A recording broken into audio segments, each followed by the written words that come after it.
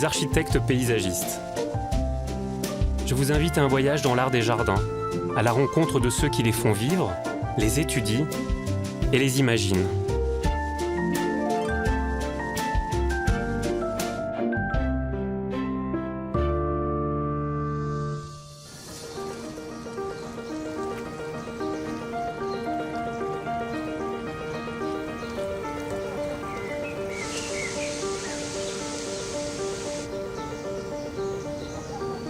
À Munich, l'Englischer Garten est conçu un siècle avant les autres grands jardins urbains européens.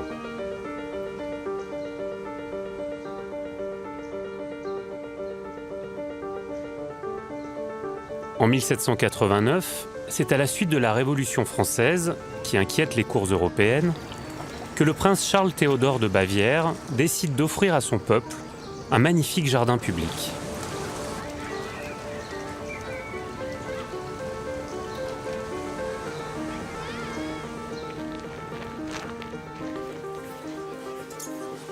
Aujourd'hui, les habitants profitent au quotidien de ce vaste poumon vert de 375 hectares au cœur de la ville, lieu de loisirs et de promenades que tous affectionnent.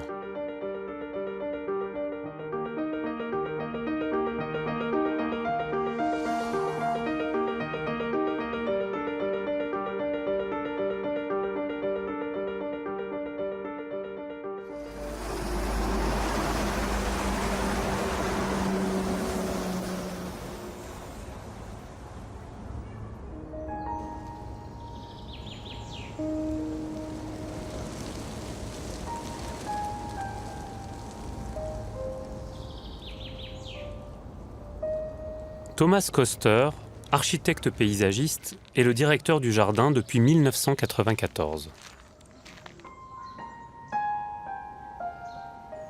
Pourquoi Karl Theodor choisit spécifiquement ce lieu pour construire ce parc? Ce terrain était situé au nord de Munich et personne n'y habitait encore. Il n'y avait aucune urbanisation. C'était un espace naturel qui appartenait à l'État. Et après une opération de drainage pour assécher le sol, il a été possible de créer un parc. De plus, le palais de la résidence se trouvait également au nord de Munich. Thomas, est-ce que le parc a une vocation de parc public dès sa création? Après les bouleversements historiques entraînés par la Révolution française, inquiet, le prince se fait conseiller et décide d'offrir au peuple un grand parc. En choisissant le style du jardin anglais, prenant une nature libre, sans contrainte, Englischer Garten apparaît comme un symbole de liberté pour les hommes. Il est ouvert à toute la population, quel que soit le niveau social.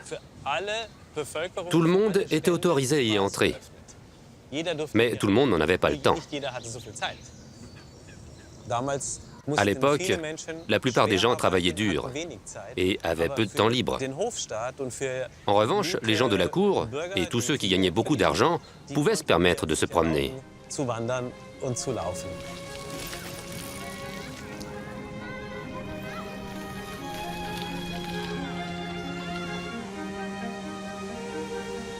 Dès l'ouverture du parc, le prince fait installer un casino, un terrain pour jouer aux quilles, des bateaux sur le lac artificiel, activité ludique emblématique de l'esprit du jardin. L'Englischer Garten s'inscrit dans le prolongement du palais de la résidence et du jardin baroque de Hofgarten au sud. Le parc est divisé en deux parties par une route, l'Isarring. Il est essentiellement composé de vastes pelouses, de prairies et de bosquets. Le temple Monopteros et la tour chinoise participent à l'atmosphère pittoresque du parc et sont des points de repère dans le paysage. L'Englischer Garten, en plein cœur de ville, est traversé dans toute sa longueur par la rivière Isar et ses nombreux affluents qui alimentent le lac principal. Dans le jardin anglais, les rivières artificielles et les étendues d'eau ménagent des points de vue picturaux, comme un tableau de la nature. l'eau a été primordiale dès la conception du parc.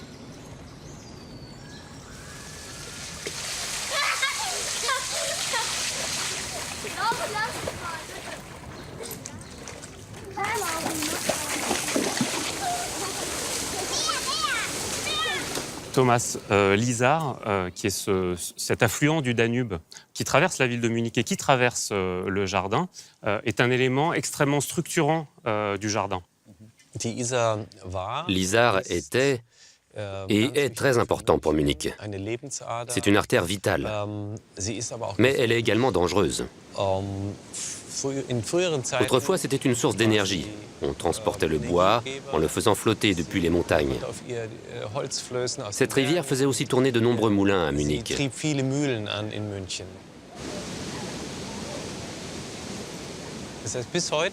Aujourd'hui encore, l'Isar est la source de vie du parc. Mais elle est toujours aussi dangereuse qu'il y a 228 ans.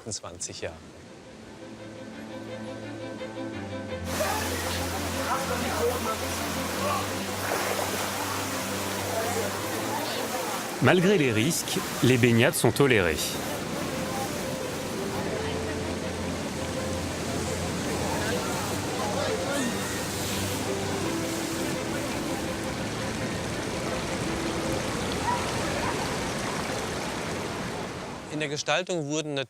L'aménagement tient compte bien sûr du débit plus ou moins rapide des cours d'eau.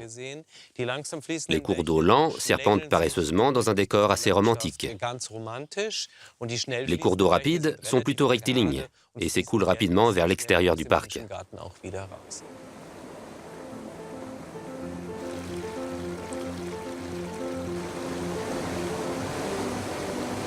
Depuis une trentaine d'années, les eaux tumultueuses de l'Eisbar offrent même des vagues d'entraînement aux surfeurs. Aguerris ou débutants, ils sont la grande attraction du parc. Aujourd'hui, Thomas, on a l'impression que l'eau détermine les usages du jardin, la manière dont le public occupe l'espace dans l'Englischer Garten. L'Englischer Garten est un parc public. Et le public ne disparaît pas. Dans ce parc, la présence du public perdure. Le parc est intemporel. Les gens aiment l'eau et ils aiment ici prendre le soleil, se baigner, nager, même si c'est dangereux. Que peut-il y avoir de plus beau dans un parc public que d'être si proche de nombreux cours d'eau, de la nature ? Il existe un dicton qui dit « Tout ce qui semble naturel et heureux est en fait de l'art caché ». Et tout ça dans le centre-ville de Munich, une des plus grandes villes d'Allemagne. C'est ce qui rend la ville de Munich aussi attrayante au-delà des frontières. Les gens viennent dans le parc parce qu'ils ont entendu dire que la nature se trouve au milieu de la ville, avec de l'eau, des pelouses, des bancs. Ici, on peut s'attarder. On peut aussi s'isoler dans la partie qui se trouve au nord. On peut faire de la philosophie, de la musique. Tout est possible dans un parc public.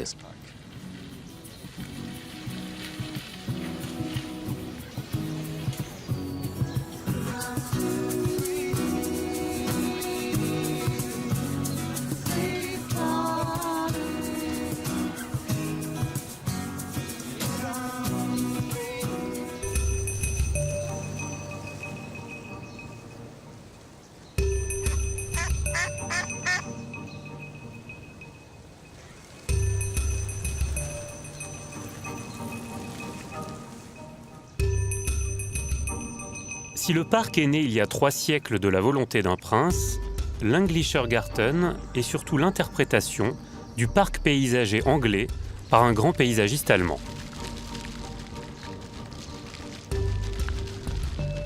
Jost Albert, architecte paysagiste, est le directeur du département de conservation des parcs, jardins et châteaux de Bavière. Jost, qui est en charge de la conception du jardin? Le concepteur du jardin était Friedrich Ludwig von Sckell.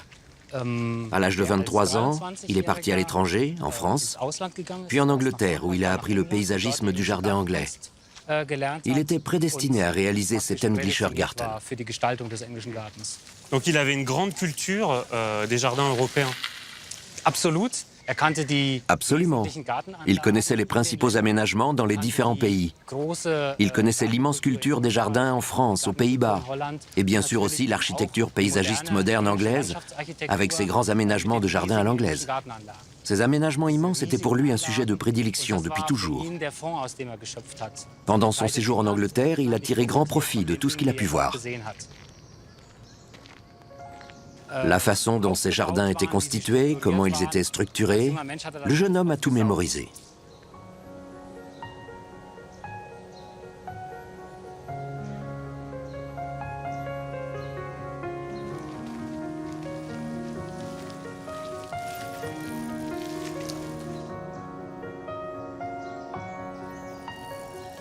Et dès le début, dès les origines, on voit ces chemins qui permettent la promenade dans le jardin.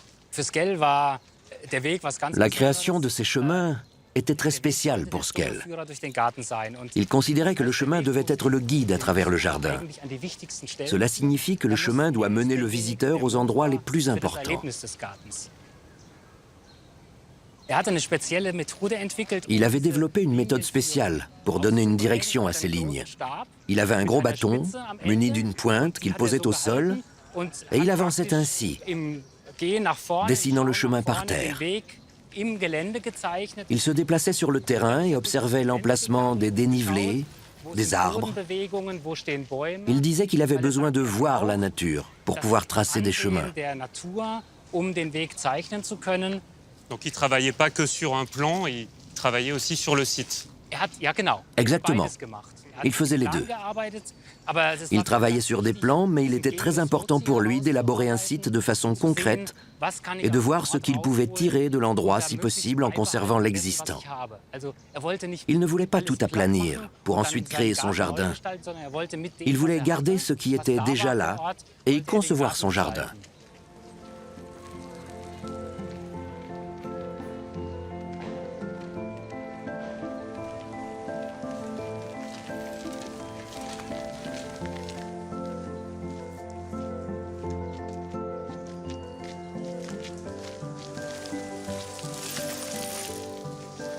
Jost, dans le parc, von Sckell va disposer les arbres de manière très ingénieuse pour produire des effets.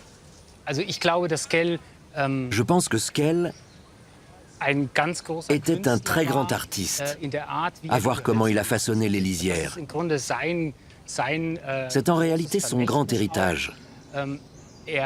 Il traçait toujours les chemins au bord des surfaces boisées, parfois à l'intérieur des bois, parfois à l'extérieur, suivant différents méandres. Il joue énormément avec les arbres. Il part d'une zone boisée fermée pour aller vers un seul arbre au milieu d'une pelouse, comme pour se dissoudre progressivement dans cet espace. C'est très beau. Et quand on se promène en longeant les bords des chemins, on a toujours une vue, comme ici, sur une immense pelouse. Puis la vue se referme à nouveau sur de grands arbres, des buissons épais. Et ensuite, on a de nouveau une vue ouverte et dégagée. La conception approfondie de cette zone de jonction entre les surfaces dégagées des pelouses et les lisières plutôt fermées, c'est ce que Sckell maîtrise le mieux.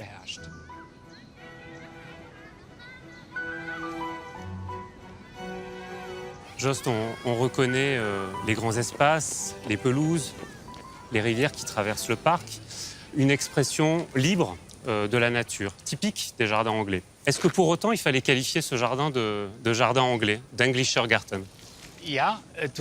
Oui, comme tu l'as bien décrit, ce jardin comporte tous les attributs typiques d'un jardin anglais. Il essaye d'imiter la nature dans des espaces plus petits, de la densifier. On doit pouvoir vivre une expérience dans le jardin. Il y a des chemins courbes, des plantations qui dépassent, d'autres en retrait. Tout concourt à imiter la nature. On a essayé de mettre tout cela en œuvre dans l'Englischer Garten. Et je trouve que ce jardin est un exemple typique de jardin à l'anglaise, tel qu'on le concevait à la fin du XVIIIe et au début du XIXe siècle.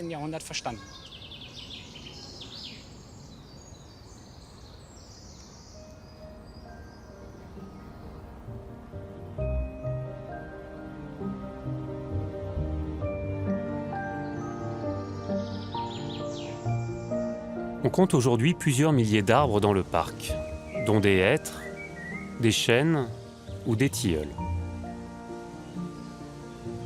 Pour préserver au mieux les perspectives végétales voulues par Skell, chaque arbre est contrôlé annuellement.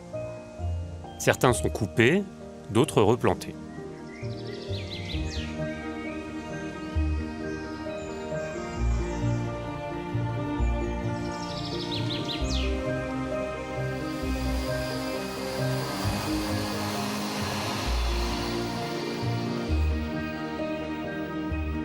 C'est dans la partie nord du jardin que la pépinière est installée.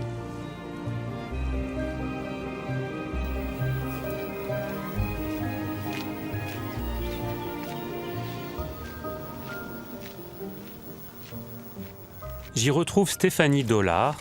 Elle travaille à l'Englischer Garten depuis 1982. Salut Stéphanie. Salut. Toutes ces plantes ont été semées ou transplantées par Stéphanie. Et tout ça, Stéphanie, c'est destiné à aller dans le parc ? Ces plantes iront probablement dans notre Englischer Garten ou bien dans d'autres jardins de châteaux en Bavière. Mais là, on devine des petits chênes. Stéphanie, vous allez les garder combien de temps dans la pépinière ? Ils peuvent rester chez nous 10 ans, parfois 15 ans pour les chênes qui ne grandissent pas trop vite, jusqu'à ce qu'ils atteignent cette taille. C'est la phase finale. Après, nous ne pouvons plus les transplanter. Nous n'avons pas le matériel pour cela.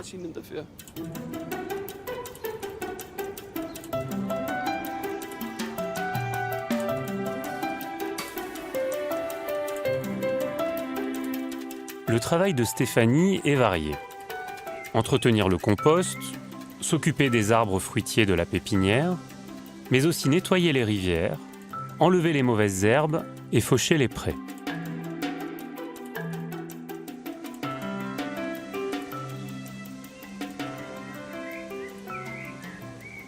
La partie nord du parc, appelée Hirschau, le parc aux cerfs, est un immense espace boisé de plusieurs kilomètres de long.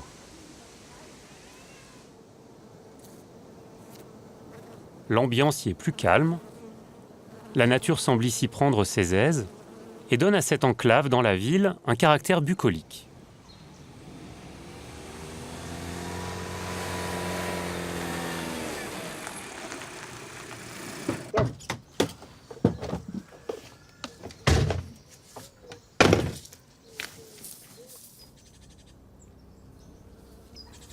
Qu'est-ce que c'est beau!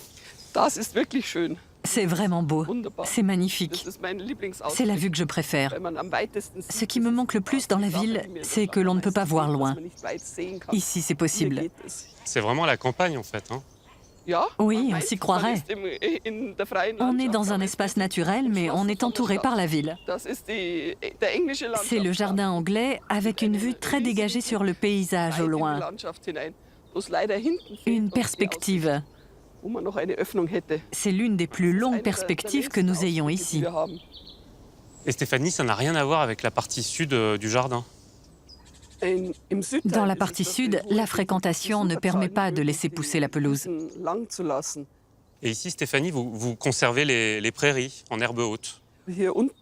Ici, on laisse pousser l'herbe avant de la couper. Mais nous avons aussi un troupeau de moutons. Maintenant, nous attendons que les moutons aient brouté le plus gros.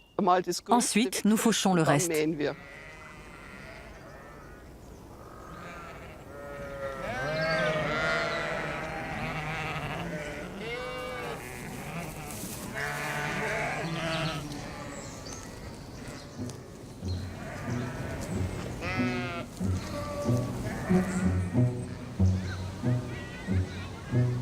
Jusqu'en 1962, il était interdit de marcher sur les pelouses et de s'installer sur les berges. En mai 68, l'occupation du parc par les jeunes a changé les mentalités. Dans les années 80, le mouvement écologique a définitivement entériné la fusion du parc et de la ville. L'Englischer Garten est devenu un paysage culturel, beau, mais fragile, qu'il faut entretenir et rénover en permanence.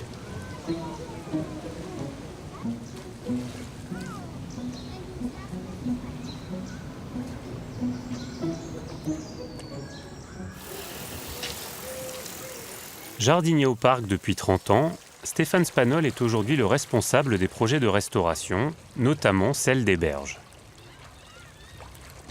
Qu'est-ce que vous entendez par renaturalisation de la rivière ? Cette renaturalisation est une très bonne chose, parce que les animaux, les chiens peuvent venir ici. Les gens peuvent tout naturellement marcher dans le ruisseau, se baigner sans danger. On le voit bien ici. Au bord, le courant est faible. C'est un retour au cours originel de ce ruisseau tel qu'il était autrefois.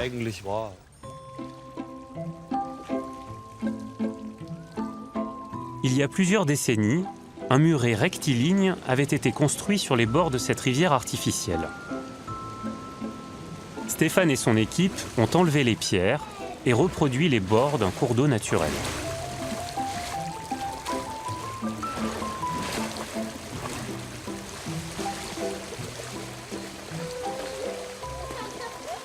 Vous avez reprofilé la rivière pour lui donner un cours plus naturel. Est-ce que pour cela, vous avez utilisé les anciens plans du jardin ? Pour obtenir cet aspect, nous avons suivi les plans historiques. Et nous avons dû aussi nous adapter au terrain tel qu'il est. Nous ne pouvons pas tout faire uniquement en suivant des plans. Il faut aussi respecter le terrain. Ensuite, on arrive à obtenir un aménagement plutôt agréable à regarder. L'effet est assez naturel. Ça n'a pas l'air construit de toutes pièces.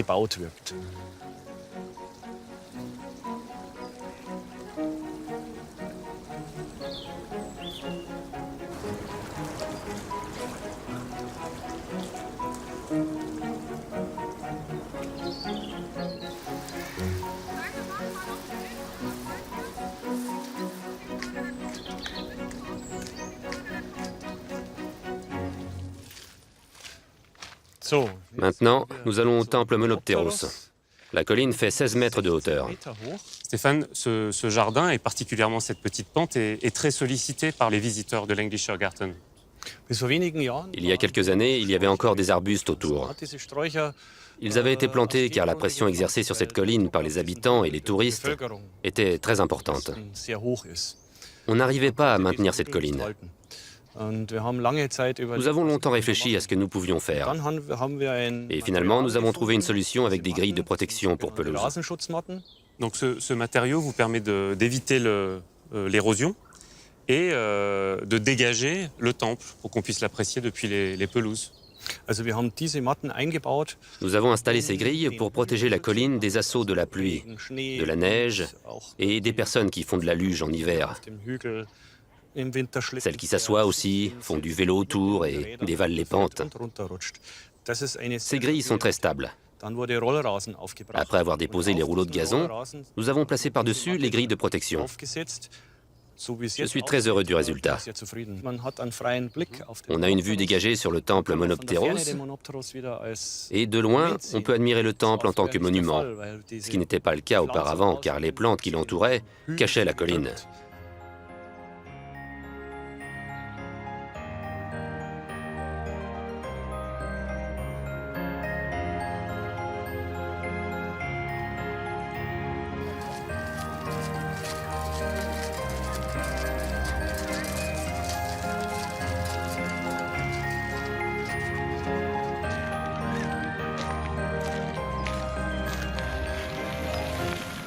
Selon toi, Jost, pourquoi ce jardin a-t-il aujourd'hui encore de la valeur? Pourquoi est-il précieux?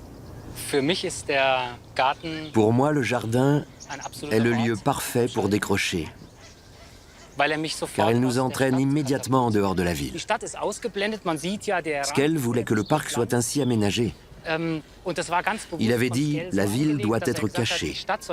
Je veux vivre ici comme au paradis, me promener, profiter de la nature. Je veux me couper de la ville. »